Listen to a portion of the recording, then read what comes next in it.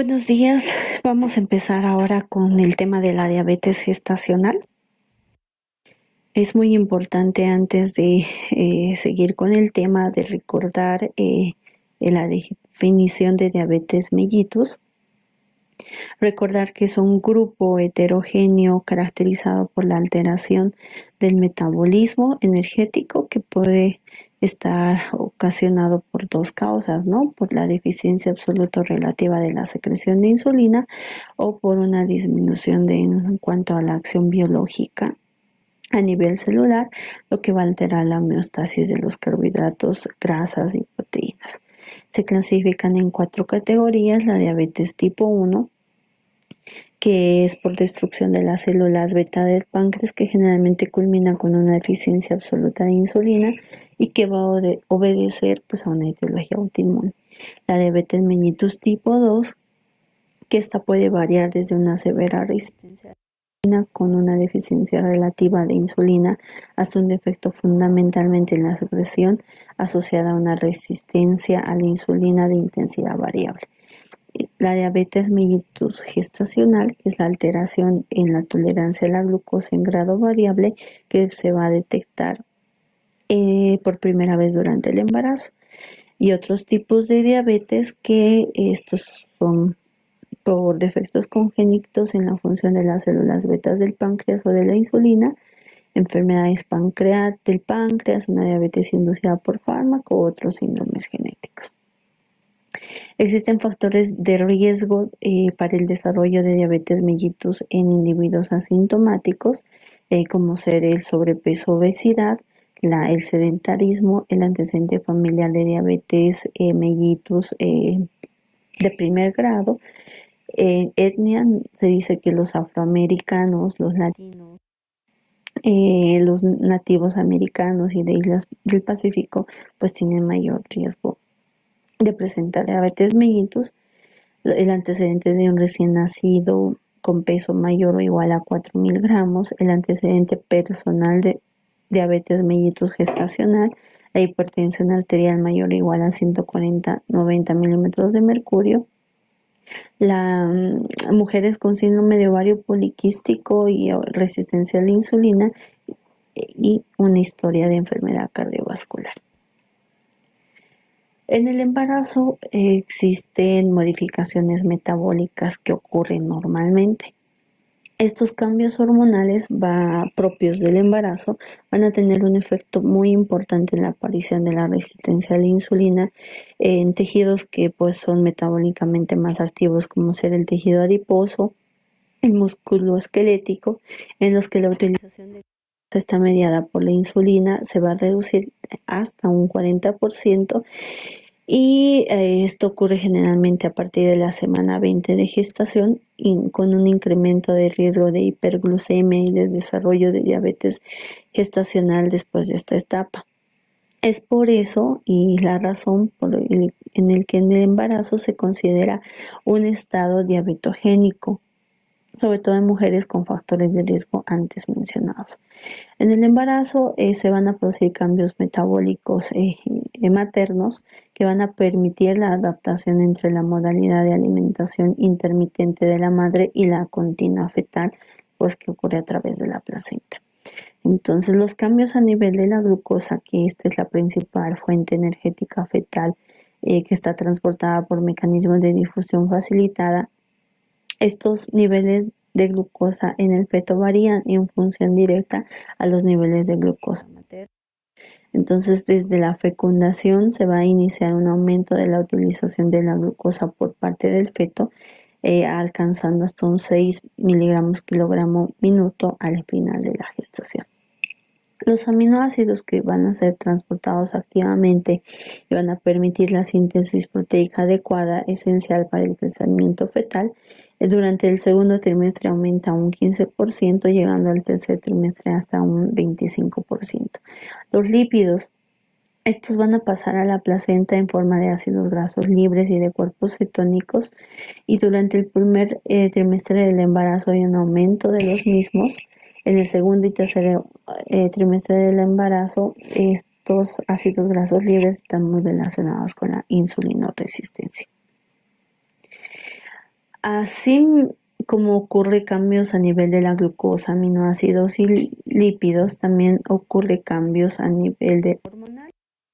Entonces hay un aumento progresivo de hormonas y de citoquinas que van a estar producidas por las placentas, como ser estas hormonas, el estrógeno, progesterona, prolactina y cortisol, poseen una acción diabetogénica leve, produciendo un incremento del cortisol, de la glicemia, de la insulina. Y el lactógeno placentario tiene una acción diabetogénica mayor en relación a los otros, porque aumenta la lipólisis materna, aumenta la acción de la resistencia periférica por la alteración del transportador del GLUT4. Y también este lactógeno placentario puede producir cambios vasculares que aceleran la retinopatía diabética en pacientes que ya tienen diabetes pregestacional.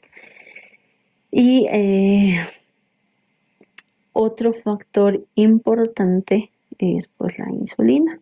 Esta insulina se dice que pues no ha sido definida hasta el momento la sensibilidad al inicio del embarazo. Algunas investigaciones hablan de que se ha encontrado normal o incluso incrementada.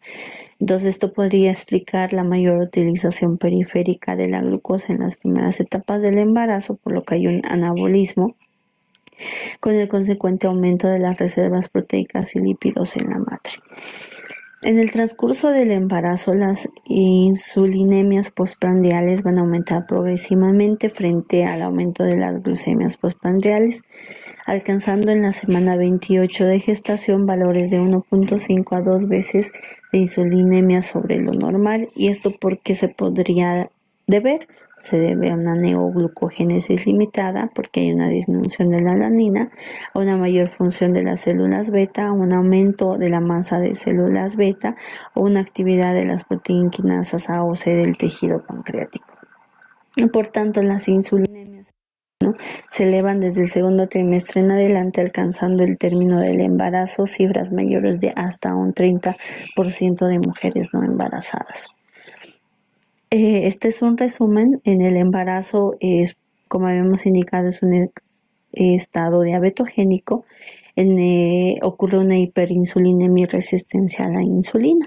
En el primer trimestre y parte del segundo trimestre hay un incremento en la sensibilidad a la insulina producido por las hormonas, en este caso los niveles elevados de estrógenos.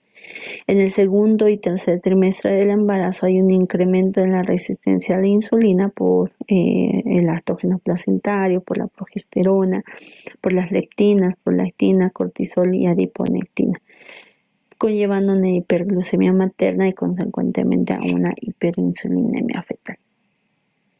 La diabetes pregestacional, habíamos indicado que es un tipo de diabetes mellitus que se la diagnostica antes del inicio del embarazo. Entonces, esta puede ser en forma de intolerancia a la glucosa, llamada como prediabetes, puede ser en forma de diabetes tipo 1, tipo 2 o otros tipos de diabetes.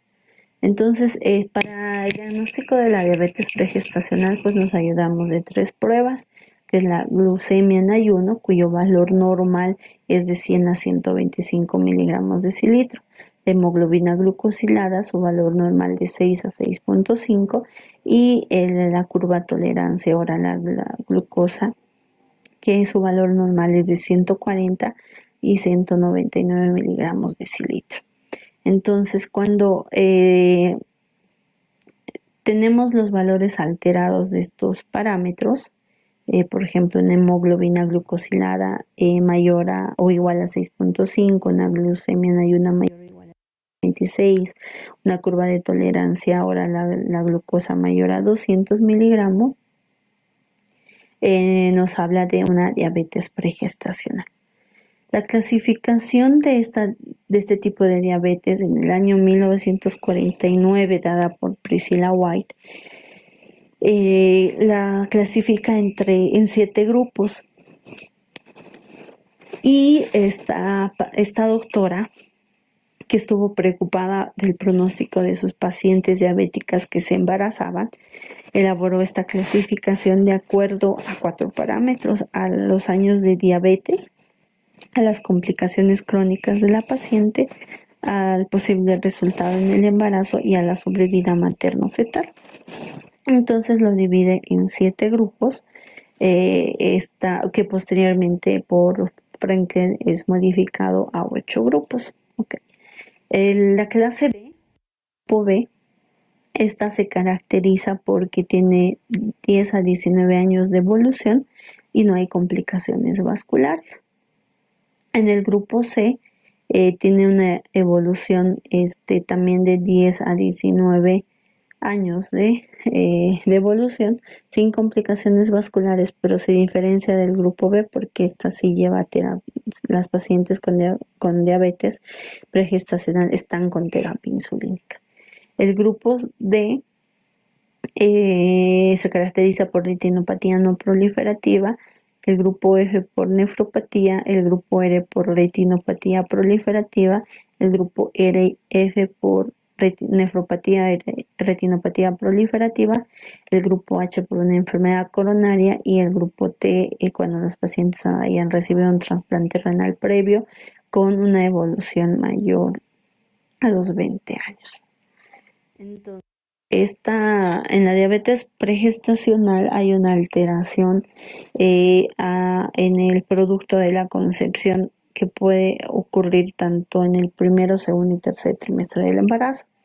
En el primer trimestre, donde ocurre la organogénesis, hay un mayor riesgo de abortos espontáneos, de una malformaciones congénitas.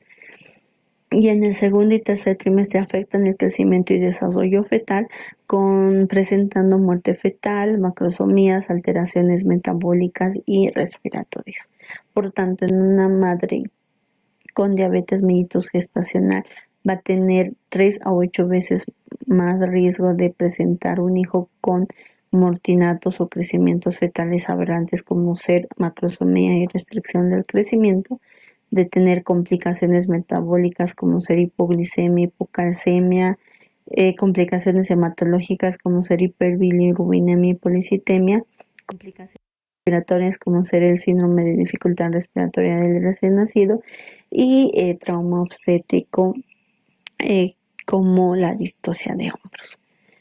Entonces, la diabetes gestacional está definida como la intolerancia a la glucosa de cualquier severidad que va a comenzar o es reconocida por primera vez durante el embarazo. Esto va a ser independiente de la necesidad de tratamiento insulínico, del grado de trastorno metabólico o de la persistencia una vez que haya finalizado la gestación. La prevalencia de la diabetes gestacional oscila entre el 1 al 14%. Esto va a variar según la población estudiada y los test de diagnósticos empleados. Sin embargo, una prevalencia media es del 7%. La clasificación de la diabetes gestacional según la ACOG y según Frenkel las clasifican en grupo A1, donde el nivel de la glucosa es menor a 105, con una probabilidad de diabetes mellitus a los 10 años en los hijos del 22%. El grupo A2 con niveles de glucosa que van desde 105 a 129 con un porcentaje de probabilidad de diabetes a los 10 años de 44%, y el grupo B con unas glucemias mayor o igual a 130 y con probabilidad de diabetes mellitus gestacional mayor a diabetes mellitus a los 10 años mayor al 88%.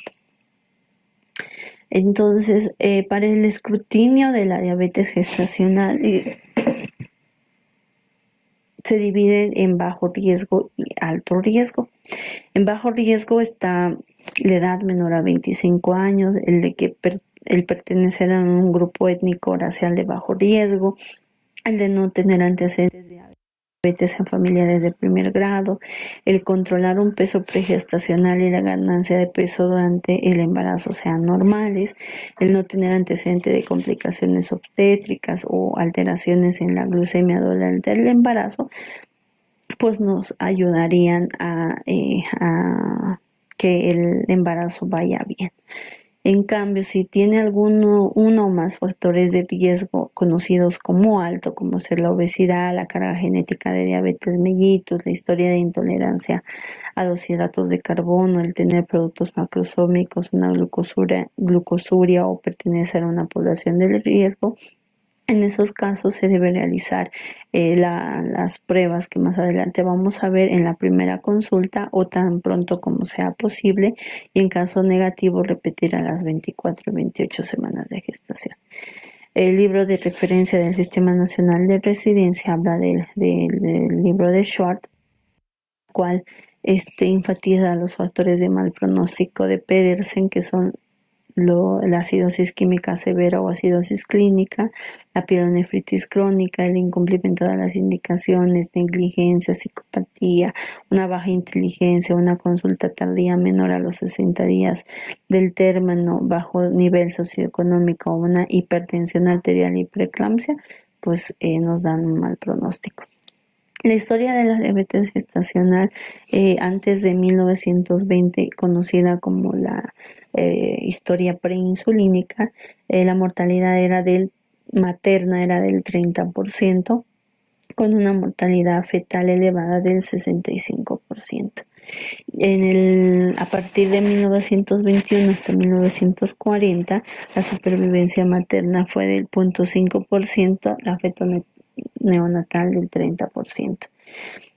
De 1941 a 1970, después de la clasificación de Priscilla White con los estadios de gravedad, hubo una mayor mortalidad desde la semana 38 de gestación, la mortalidad materna de 0.2% con una fetal neonatal de 20%. Desde 1971 a 80 ha habido un mayor control prenatal, de esta que fue ya de manera sistematizada, y redujo la mortalidad fetal neonatal al 10%.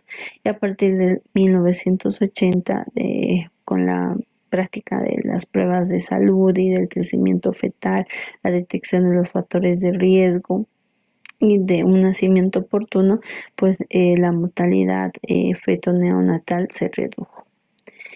En los últimos 25 años, la insulina se ha catalogado como una patología, la insulinoresistencia se ha catalogado como una patología silenciosa, que pues la causa puede ser genética o adquirida, y que se asocia a alteraciones del aumento del índice de masa corporal, de la hiperinsulinemia, intolerancia a la glucosa, el incremento de los triglicéridos y bajos niveles de HDL, ha hecho que haya un desafío muy importante, que es el de detectar la resistencia a la insulina para tratar y evitar su paso a una diabetes gestacional.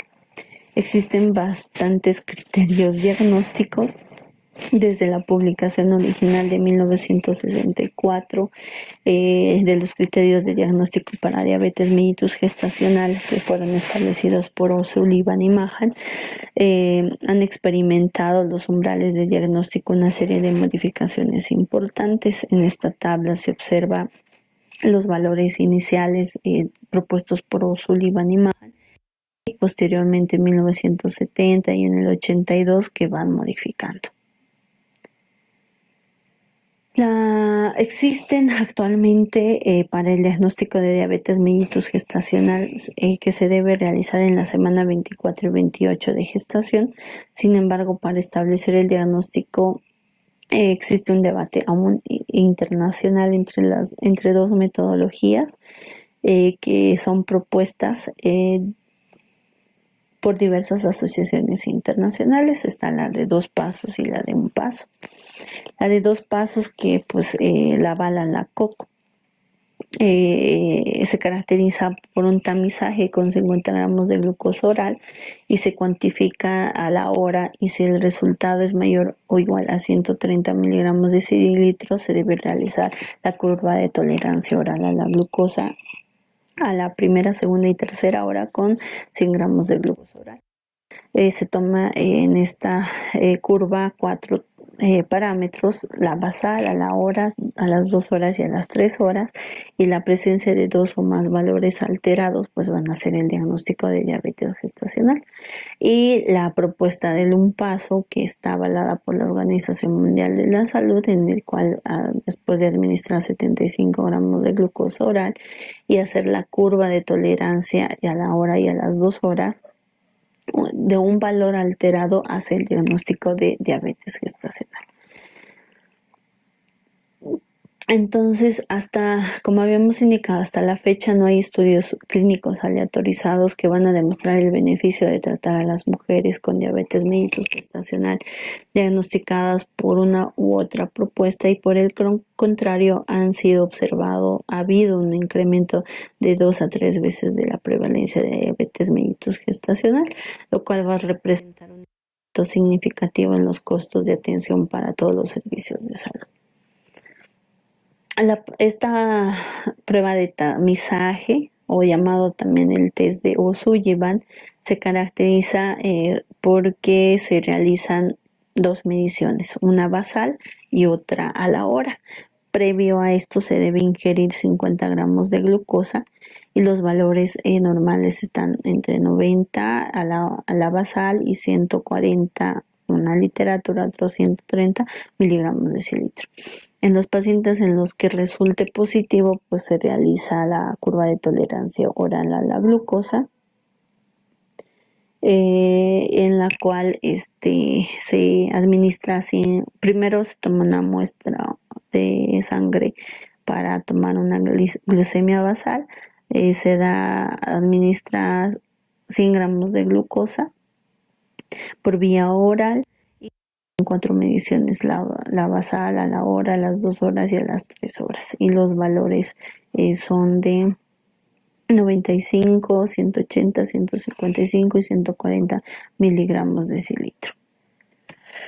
Las recomendaciones para la curva de tolerancia oral a la glucosa es que la paciente debe de estar en ayuno de 10 a 12 horas, debe estar en reposo al menos por 30 minutos, debe evitar dormir o realizar ejercicio, deambular, comer o fumar, y la alimentación en los 3 días antes de la prueba debe ser sin ningún tipo de restricción calórica. Debe haber una actividad física habitual, y esta prueba se debe realizar fuera de las hospitalizaciones o sin que haya infecciones o el uso de corticoides. La prueba de tolerancia oral a la glucosa, como habíamos indicado, toma primero una muestra de la sangre venosa en ayunas, después se administra 75 gramos de glucosa disuelta en 250 a 300 ml de agua con jugo de limón de 5 a 10 ml, y se ingiere en un lapso de 5 minutos. Se toma una segunda muestra para la glucemia a la hora y a las 2 horas. Entonces, la basal está en 72, a la hora de 180 y a las 2 horas de 140 miligramos de decilitro. Cuando superan estos parámetros, pues hay el diagnóstico de diabetes gestacional. La hemoglobina glucosilada también es otro parámetro importante para la diabetes mellitus gestacional.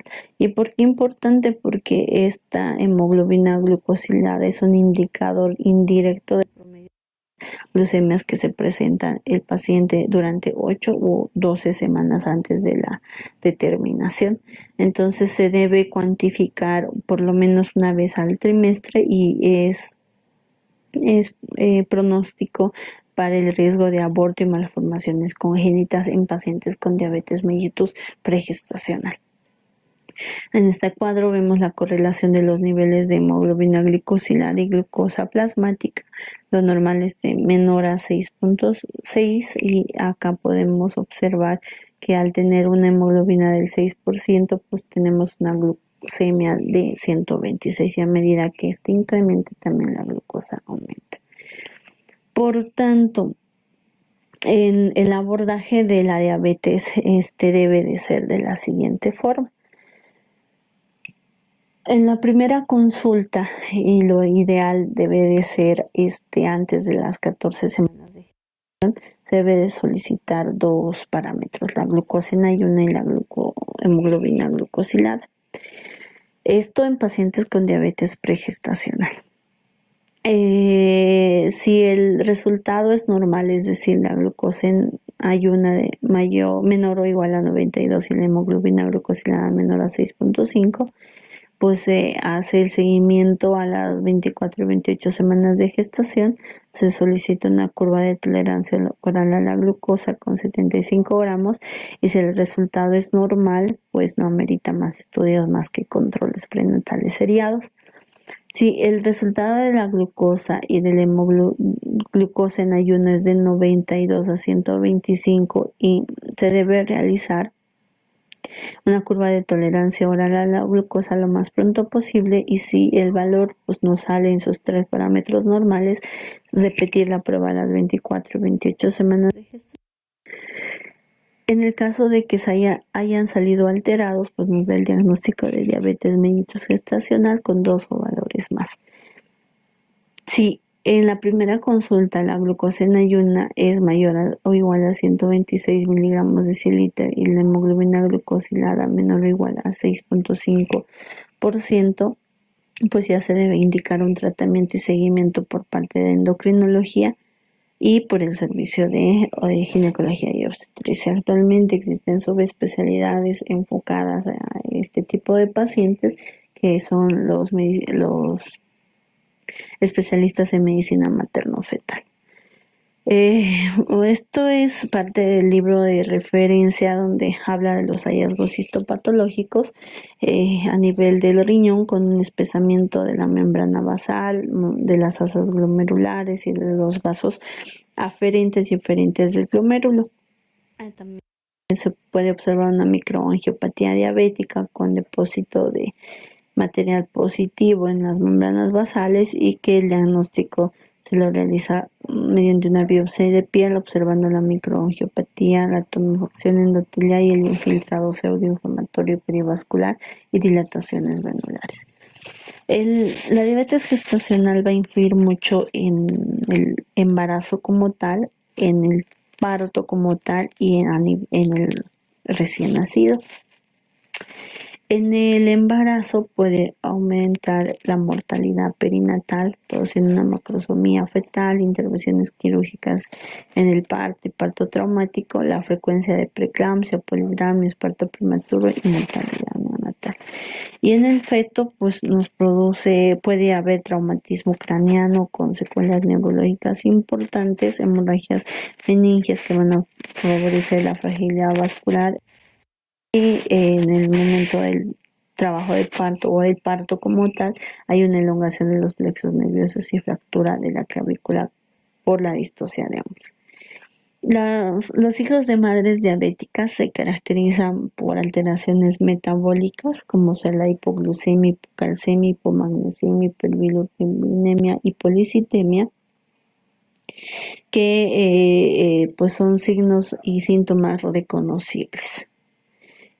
También existe una alteración a nivel de la maduración pulmonar fetal, ya que la retrasa porque hay una interferencia que la insulina realiza y que detiene la biosíntesis del surfactante pulmonar fetal, bloqueando la acción del cortisol y evitando o retardando la incorporación de la colina fosforada al ciclo de las lecitinas. Entonces hay una inhibición en cuanto al uso del fosfatidilglicerol y fosfatidilinositol, que son importantes fosfolípidos del surfactante alveolar, y esta se puede determinar mediante el test de Clemens. Ya hablamos sobre los factores de riesgo, sobre los criterios de diagnóstico. Ahora, el control prenatal de estas pacientes con diabetes gestacional y pregestacional es muy importante. Y hasta la semana 32 de gestación hacer las consultas quincenales, a partir de la semana 32 las consultas semanales hasta el final del embarazo. Más adelante, como una meta del tratamiento es que se mantengan en un peso corporal normal. Acá vemos en esta diapositiva que cuando nuestra paciente tiene un índice de masa corporal bajo, se debe aconsejar incrementar de 13 a 16 kilogramos al término de la gestación, en un percentilo de 75 a 90. Si tenemos una paciente, una gestante con IMC normal, pues se aconseja también que debe mantenerse en percentilos de 50 y 75. Pacientes con sobrepeso no superar los 8 a 11 gramos 8 a 11 kilogramos al finalizar la gestación, y en pacientes obesas que deben ser máximo hasta 8 kilogramos al término de la gestación. Además de hacer todos los parámetros del control prenatal que ya vieron en otra clase, es importante realizar el fondo de ojo, evaluar la función renal, evaluar la parte cardiológica y la consulta odontológica de estas pacientes. Y este es un cuadro que pues les puse por el libro de referencia de Schwartz, donde se valora el feto, el líquido amniótico, la placenta por ultrasonido, ¿no? En la primera exploración que pues, se realiza en las 16 a 20 semanas, donde se visualiza el polo cefálico, se mide el diámetro biparietal y todos los perímetros, tanto craneanos y abdominales, para descartar malformaciones y estimar la edad gestacional. Ya en la segunda exploración, pues además de ver esas características, observamos la placenta, el líquido amniótico, para determinar algún tipo de afectación sobre estas estructuras. Y a partir de la tercera, cuarta o quinta exploración, estas deben ser igual que la segunda exploración, y siempre es importante visualizar la presencia del doble contorno en calota y abdomen. En cuanto al tratamiento, vamos a verlo en la siguiente clase. Espero que pues ahí lo hayan entendido, y nos vemos a la siguiente. Gracias.